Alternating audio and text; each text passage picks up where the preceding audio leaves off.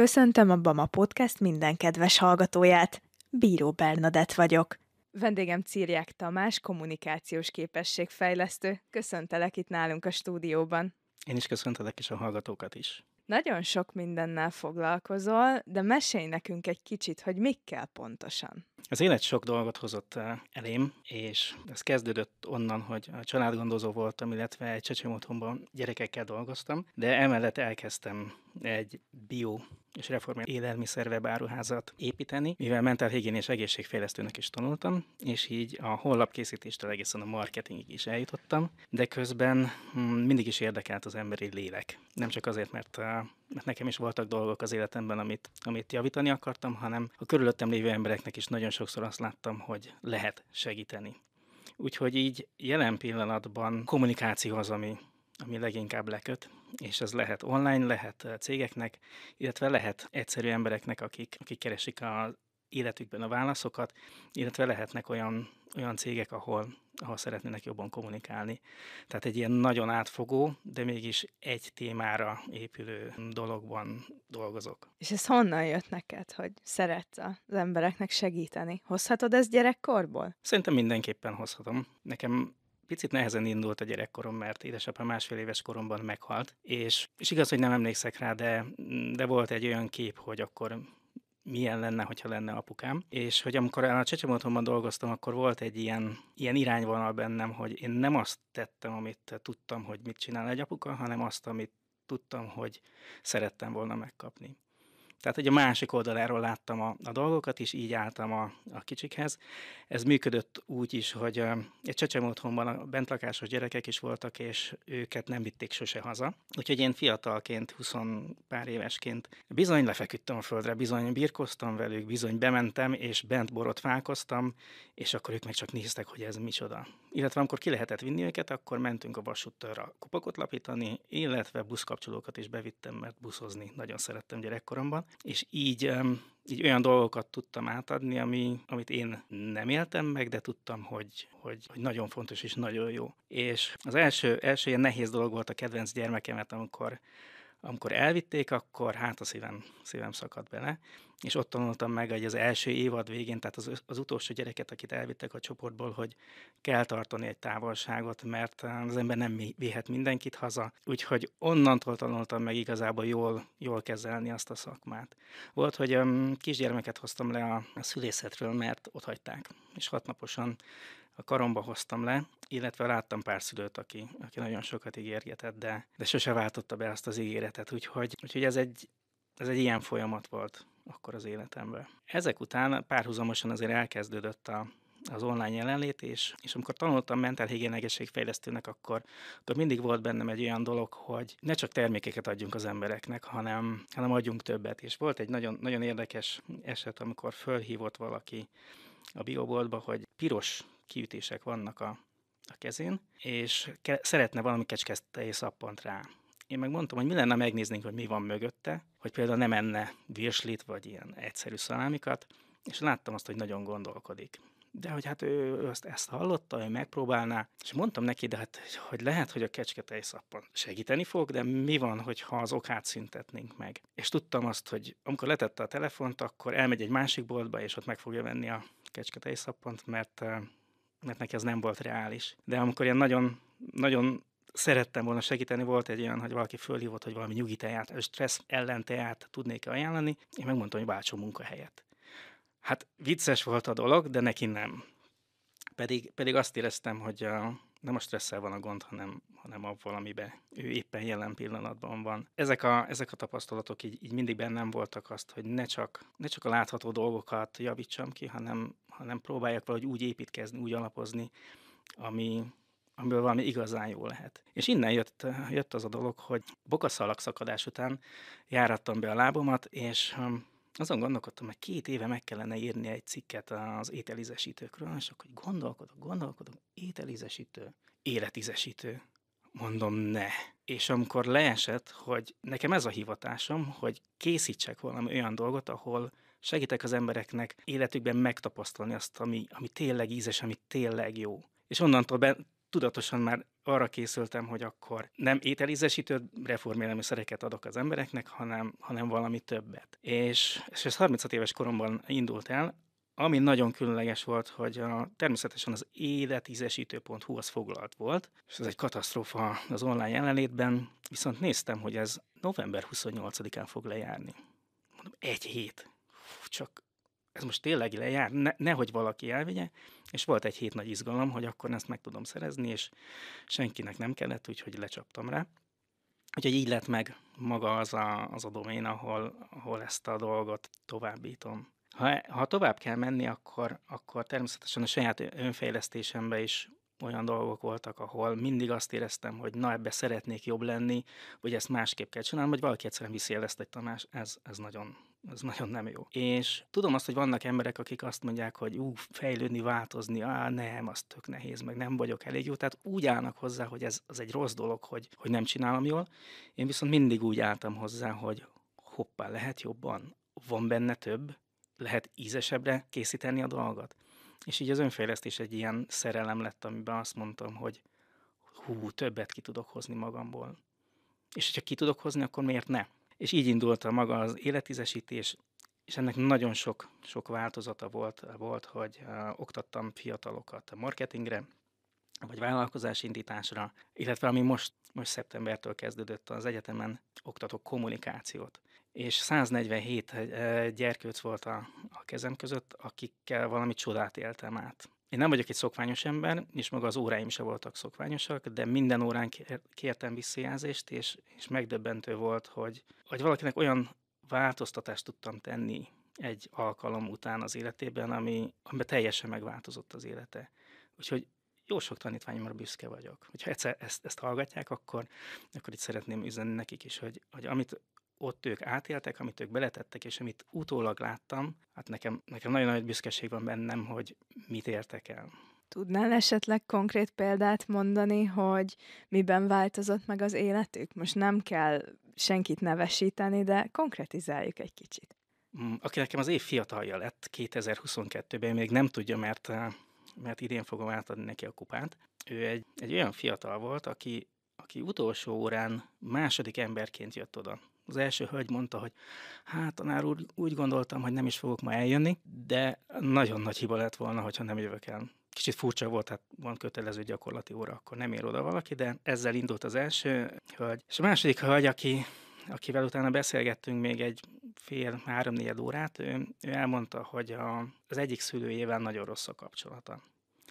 És nagyon sokszor láttam azt, amikor egy szülő nem tudta azt adni a gyerekének, hogy emeli, lehetőséget biztosít, hanem inkább lehúzta. És elkezdtünk picit beszélgetni, és annyit tudtam mondani a hölgynek, hogy nézzel rá a dolgokra, hogy vannak valójában.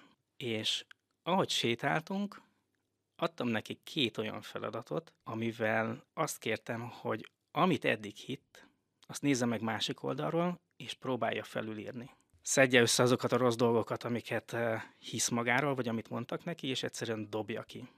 Illetve a másik egy csillag volt, hogy emlékezzen arra, hogy a csillag az mindig segíti azt, hogy merre menjünk, és legyen olyan stabil pont az életében, amire azt mondja, hogy ez nekem érték, és azt ne adja oda senkinek. Ha valaki ezt nem értékel, semmi gond nincsen vele, de hogyha neki az érték, akkor óvja, álljon ki érte, tegyen érte.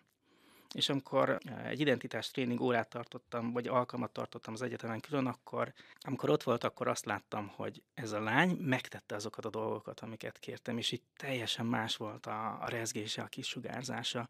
Úgyhogy én nagyon-nagyon büszke voltam rá. És javult az anyukájával a kapcsolat? Mit tudsz erről? Mivel ez az utolsó óra volt, így nem beszéltem vele, hogy konkrétan hogy ment a dolog. Ez egy nagyon jó kérdés, de egy nagyon rossz kérdés is egyben. Az egyik, hogy miért nagyon jó kérdés, hogy én hiszem azt, hogy a dolgok a világban akkor változnak, ha teszünk valamit. Hogyha gondolkodunk róla, meg elmélkedünk, meg szeretnénk, meg bevonzuk, vagy magyarázzuk, akkor az mindig csak valahol lóg a levegőben. És én amit láttam, az volt, hogy a hölgy valamit komolyan megértett. Viszont, hogyha megértünk valamit, az még nem azt jelenti, hogy tudjuk csinálni, és hirtelen megváltozik minden. És hogy amikor ő hazament, én hiszem azt, hogy ő másképp viszonyul a szüleinek a kommunikációjához, viszont nem vagyok még abban biztos, hogy ő azt a kapcsolatot éli meg, amit szeretne. És ez azért nehéz, mert hogyha párkapcsolatban van az ember, akkor lehet, hogy valamit nagyon szeretnénk, de nagyon sokszor a másik másként akarja. És hogyha a szüleinkkel valamit nagyon szeretnénk másképp, akkor mi változhatunk, de ez még nem jelenti azt, hogy ő is tud ehhez kapcsolódni, vagy ő is tud változni. Volt egyszer egy ilyen terv, hogy családokhoz elmegyek, és egy kommunikációs alkalmat tartok, ahol leülünk és megbeszéljük azt, hogy hogyan kell jól kommunikálni, úgyhogy megértsük a másikat. Hogyha a szüleivel is leülhetnék, és azt mondom, hogy akkor itt van a hölgy, és itt vannak önök. Nézzük meg, hogy ki mit akar mondani, és hogy értsük meg a másikat, akkor viszont sokkal biztosabb lennék abban, hogy változtak a dolgok. Kommunikációval mindent el lehet érni. Egy igazi varázsszer, de ehhez meg kell érteni, hogy működik jól. Minden esetben tud segíteni a kommunikáció? Szerintem van olyan helyzet, amikor nem tud két ember között. Tényleg? Miért? Hát, hogyha mondjuk máshogy fejezi ki az érzéseiket, akkor az egyik hiába kommunikálja le, hogy neki nem jó. Nem biztos, hogy megoldásra talál. Pedig ez egy megoldás. Képzeld el, azon gondolkodtam, hogy milyen példát lehetne mondani, mi a kommunikáció. Nagyon sokan azt mondják, hogy beszélgetünk, és akkor az a kommunikáció. Van jogosítványod? Van. Szeretsz vezetni? Igen. Most tételezzük fel, hogy megyünk együtt egy sporteseményre, és ott ülsz mellettem, beszélgetünk, viszont jön egy kanyar, és én kanyart leegyenesítem. Jól kommunikálok az úttal? Nem. Nem. Viszont az biztos, hogy legközelebb nem jössz be hozzám. Hát ez biztos. Szerintem így van a kommunikációval, és amikor valaki elmondja, hogy figyelj, nekem erre van szükségem, én ezt érzem, kérlek, jelezz vissza. Hogyha másik erre nem vevő, akkor, hogyha jól éljük meg a dolgainkat, akkor azt mondjuk egy idő után, hogy bocsánat, nem értünk közös szót, én ezt szeretném elengedni. Vagy nagyon szívesen teszek a kapcsolatba, hogyha te is teszel. És hogyha ezt valaki megteszi, akkor javulhat a kapcsolat. Ha valaki meg azt mondja, hogy ez engem nem, mert én más vagyok, akkor meg a kapcsolat eltávolodik. De az is egy megoldás, tehát a kommunikáció ott is megoldja a dolgokat. Ott van a legnagyobb gond, amikor annak ellenére nyomjuk a csengőt, hogy nincs otthon senki. Tehát ha kommunikációban szeretnék valamit elérni, hogy a másik változzon, és úgy csinálja, hogy én akarom, akkor egyszerűen csak magamra figyelek, és a másikra nem. Párkapcsolati mediátor is vagy? Igen. Na, és ez hogy jött? Párkapcsolat mindig egy nagyon jó dolog. Én azt tapasztaltam, hogy a hölgyek nagyon furcsán gondolkodnak, de amikor a hölgyeket, illetve most rád nézek... Elnézést! Szerintem hölgyek, és te is azt gondolod, hogy és a férfiak. Igen, szerintem ez egy ilyen világ. Én azon gondolkodtam, amikor elkészítettem, vagy megcsináltam, hogy leadtam a 2 szakdolgozatomat, az egyik az pornográfia Biblia tükrében volt, a másik pedig az intimitás a házasságban, akkor azt gondoltam, hogy a párkapcsolat, a család mindig egy nagyon-nagyon fontos és jó közeg, ahol 2 ember megélhet dolgokat, illetve a gyerekeiknek egy olyan légkört tudnak biztosítani, ami nagyon nagy ugródeszka erre. És mivel ez a téma mindig érdekelt, azon gondolkodtam, hogy ez irányban is utána kellene néznem a dolgoknak, és elvégeztem egy képzést, egy mediátor képzést, ami után én megfogalmaztam magamnak, hogy én nem párkapcsolatokat akarok javítgatni, vagy javítani, vagy megoldani, hanem szeretném, hogyha 2 fél megérteni a másikat. És onnantól nekik kell eldönteni, hogy hova mennek. Külön, vagy tovább együtt az úton. Javítják-e a kapcsolatokat, vagy sem. És így a mediátorság nekem azt jelenti, amit visszakapcsolok a kommunikációhoz, hogy érted-e, amit mondok, illetve úgy mondom-e, hogy te meg tud érteni. És a mediációnak szerintem ez a legnagyobb értéke, hogy értsük a másikat, és a másik értsen minket. És akkor te most jelenleg párokkal nem is foglalkozol? Kevesebbet. Tehát sokkal kevesebbet. Most főként a kommunikációs tréningjeim vannak előtérben, illetve ami egy nagy kedvenc, az identitás tréning és az érzelmekkel foglalkozó tréning. Azt látom, hogy így új év elején nagyon, nagyon sokan megveszik az edzőcipőt, kitűzik a célokat, de hogy lenni szokás, mindig elcsúszik a kezdeti lelkesedés egy alacsonyabb szintre, és arra jöttem rá, hogy azok az emberek tudják megvalósítani azt, amit igazán szeretnek, akik tudják, hogy ők kicsodák. És hogyha valaki szeretne valami nagy dolgot létrehozni, akkor nézzen rá, írja össze a szerepeit. Ha ez megvan, akkor utána bármilyen az életben tudja szembesíteni magát, hogy én ezt akarom, ez visz oda, ahova tartok. És hogyha ez megvan, akkor tud tényleg egy olyan úton menni, aminek az íze nagyon ízes. Viszont ami itt leginkább nehézség szokott lenni, hogy az érzelmeink azok hihetetlenül befolyásolnak. Nem tudom, hogy meg szoktad nézni magadat, vagy magadra nézel, hogy az érzelmeid mennyire befolyásolnak téged? Hát emberek vagyunk, tehát szerintem ez a normális, ha befolyásol minket, nem? Volt már olyan, amikor megbántad azt, hogy az érzelmeid elragadtak? Hát nem is egyszer. És ez normális. Hát mondjuk az nem, tehát át lehet esni a ló túloldalára, én nem mondom, de szerintem ahogy idősödik az ember, egyre jobban tudja kontrollálni jó esetben ezeket az érzéseket. Tehát én úgy vagyok vele, hogy mindennek megvan a helye. Nyilván máshogy viselkedünk egy munkahelyen, hogyha ér minket egy adott hír, kivált bizonyos érzelmeket, meg nyilván máshogy viselkedünk otthon. Volt egy kapcsolatom, ahol repült a tányér. Egy veszekedés volt. Én megnéztem, hogy de miért? Hát ez nem logikus, ezt máshogy kellene megbeszélni. És sokkal később jöttem rá arra, hogy különbség van az érzések és az érzelmek között. És ha az érzelmek azok teljesen jogosak, azokat megélhetjük, annak van helye.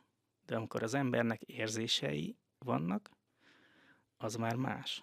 Hogyha így meg kellene fogni, akkor például az érzelemre azt mondanám, hogy düh. Tehát én most nagyon dühös vagyok, hogy nem figyelsz rám. De haragszom rád, mert tavaly óta ott emlékszem, hogy amikor együtt voltunk, ott nem figyeltél rám. És az egyiknek van most én ezt érzem. Tehát szerintem ez egy nagyon jó dolog, hogy kimondhatom, hogy ez van bennem. Ez teljesen emberi. Viszont akkor cipeljük, amikor így nem mondjuk ki, és így for bennünk a dolog, ez meg egy olyan dolog, ami már nem emberi. Tehát én az érzelmeket támogatom, az érzésekkel viszont azt mondanám, hogy tök jó kezdeni.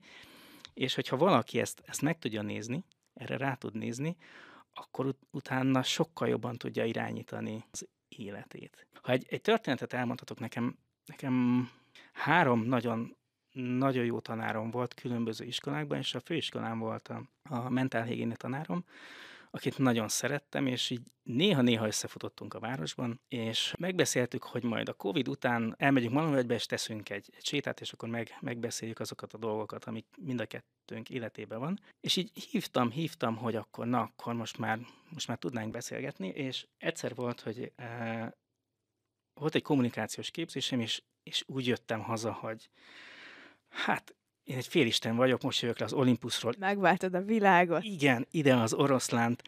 És úgy be is mentem az egyik boltba, mondom, meglepem magam akkor egy ékrémmel, és mivel nagyon közel lakott a tanárnő, azon gondolkodtam, ha már nem érem így utol, akkor bemegyek, és akkor beszélek vele, hogy mikor találkozzunk. És így néztem, másodikon sötét van, de hát semmi gond, azért én fölkapuzok. És akkor nem nyitották ki, és a földszinten bekopogtam, hogy elnézést, én jöttem a tanárnőhöz, mi van vele? És kihívta az úriember a párját, és mondja, hogy az Ilona fél éve meghalt. És képzeld el, amikor ide az oroszlánt érzésből szembesülök azzal, hogy én többet nem fogok tudni találkozni azzal, akivel nagyon szerettem volna, akkor egy hetekig forgattam magamba ezt az érzést, most is kiráz a hideg, hisz, jó, majd kicsit hallgatunk, majd valahogy, ha úgy lesz, akkor... És mindig tologattam olyan dolgot, ami piszok fontos volt az életemben. És akkor értettem meg, hogy ez már nem fog visszajönni. És miért kellene az életünkben úgy élni a dolgokat, hogy hát most ezt még beletesszük, majd akkor talán, hogyha lesz elég anyagi dolog, vagy lehetőség, akkor majd azt megcsináljuk, mert úgyis van idő. De én meg fogok halni. Nem tervezem, de mindenkinek az életében van egy olyan dolog, amikor véget ér, és azt senki sem tudja. Ha azt mondanák bárkinek, hogy figyelj, van 2 heted, akkor szerintem csapott-papot eldobna, és azt mondja, hogy bakkantslistám, kikkel akarok még találkozni, kitől akarok elbúcsúzni. Miért nem tudjuk úgy élni az életünket, hogy Nem tudjuk, mikor lesz vége, de én szeretnék ízesen élni, nem hétköznapi szürkén, mindig csak vajas kenyéren. És így ehhez van egy nagyon, nagyon jó családi történetem. Mi reformélelmiszereket forgalmaztunk, és így is étkeztünk. És ugyebár a kisgyerek, amikor kap egy ilyen finomságot, akkor mi az első dolga? És neki nem ízlett az a hagyományos, vagy nem hagyományos étel. És arra jöttem rá, hogy nagyon sokan azt mondják, hogy csak ami ismerős, azt szeretem. És emlékszem, amikor először ettem a kápribogyót, akkor ez mi? És rájöttem, hogy én nem azt néztem, hogy milyen íze van, hanem azt néztem, hogy tetszik-e vagy sem. És nagyon sok embernek ez a tetszik-e vagy sem, jó ez vagy sem, az egy múltbeli tapasztalatból van, ami azt mondja, hogy hát akkor nem volt jó.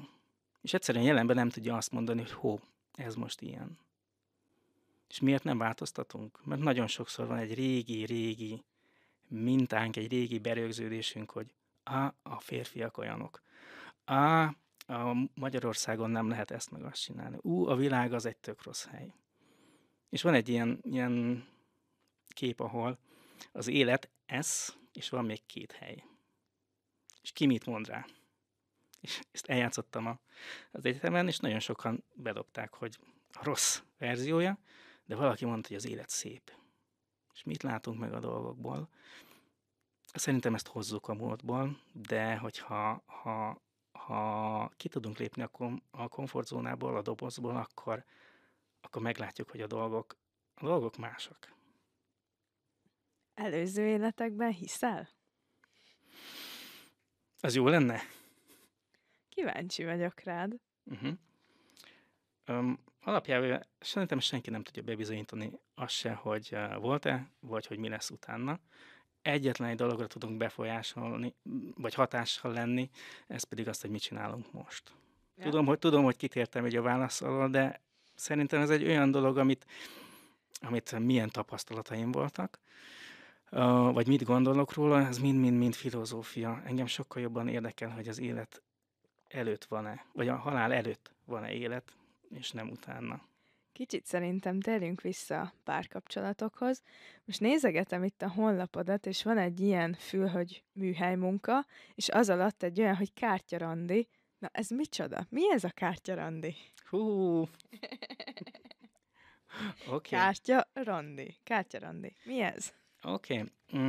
Én már kiestem a versenyszférából, mert 21 éve vagyok házas, és azért látom azt, hogy mi megy körülöttem, és vannak az ilyen húzogatós applikációk, ami picit olyan, mint a húsbolt, hogy tetszik, nem tetszik, most ezt tennék, most azt.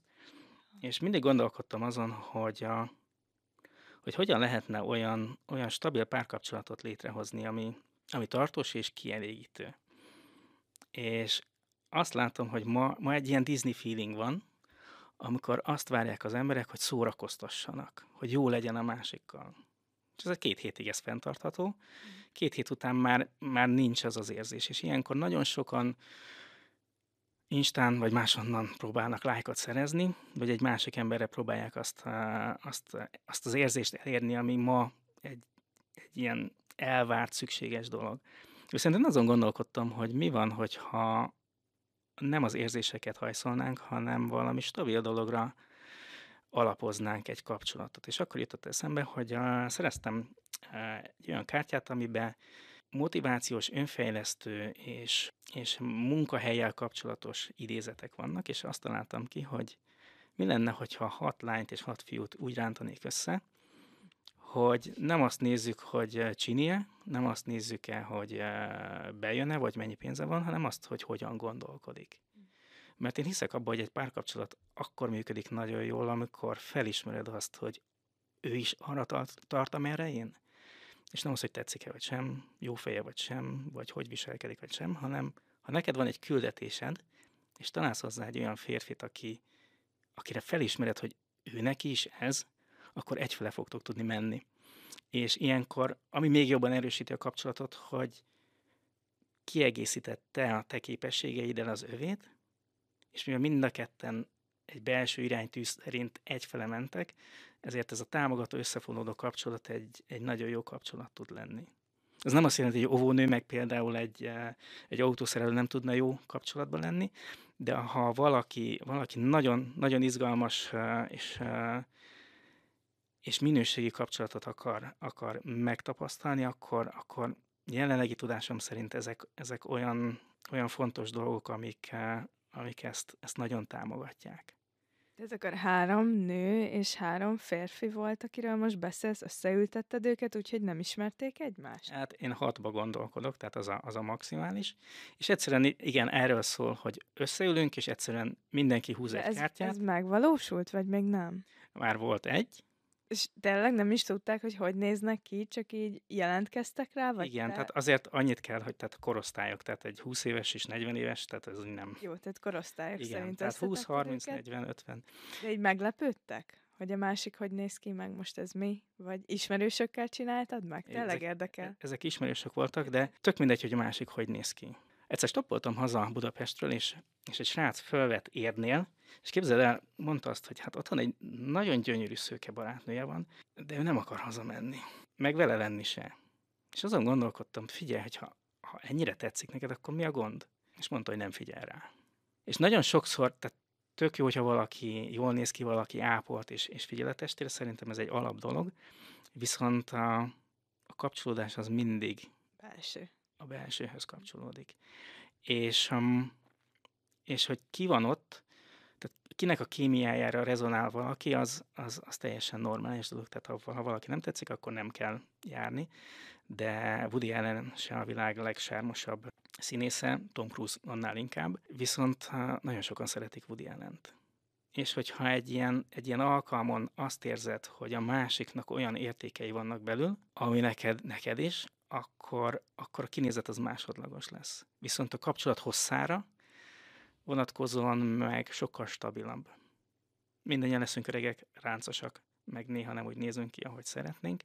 Viszont amikor nem azért szeret valaki, mert picit több van valaha rajtad, hanem azért, mert belül te nagyon értékes vagy, és van egy küldetésed, amiért te élsz és rajongsz, és áldozatot hozol, azt a nőt a férfi meg akarja tartani.